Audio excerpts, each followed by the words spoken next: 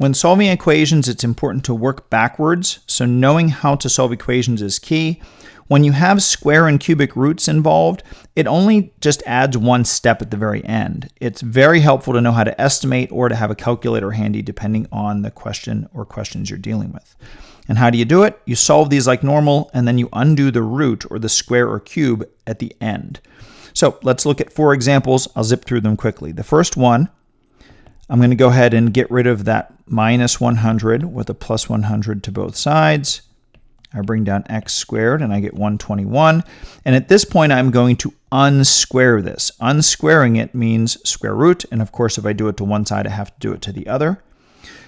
The square and the square root, when coupled like this, cancel each other out. So the square and the square root cancel out. On the other side, the square root of 121, 11 times 11 is 121, so I would put an 11. Sometimes you've heard me talk about your math teachers sometimes want a plus or a minus. Other times they're going to put it in the problem.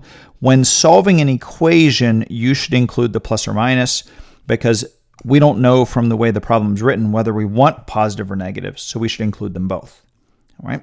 The problem directly below this, similar situation. You have a negative 5 multiplied by x squared, so let's get rid of, or let's undo that negative 5 multiplication first. We get x squared is negative 25. And in this one, when I take the square root and I take the square root, I see this. I'm going to grab a different color here because it should be a caution. I see that symbol inside a square root. And what that immediately tells me is that there is no real solution. All right, it's key that you put the word real in there, but if you only have the option for no solution, choose that one. That's still the same thing. Okay, the concept is you can't find a number times itself to produce a negative, so you can't get an answer.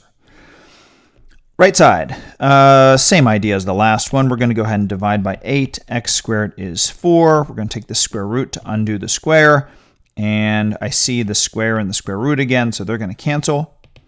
And I get x is, and here we go, because I don't know which is which, positive or negative 2.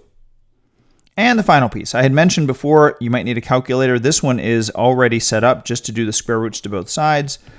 I get x equals, but I don't know the square root of 24, so I either estimate it. It's between the square root of 16 and the square root of 25. So it's between 4 and 5. It's really, really close to 5. So I'm going to guess 4.9. A calculator would give you a more accurate number if you need more accuracy. And just like the other ones, include the plus or minus. So that is a quick way to solve quadratic. I didn't talk cubic, but cubic is the same concept.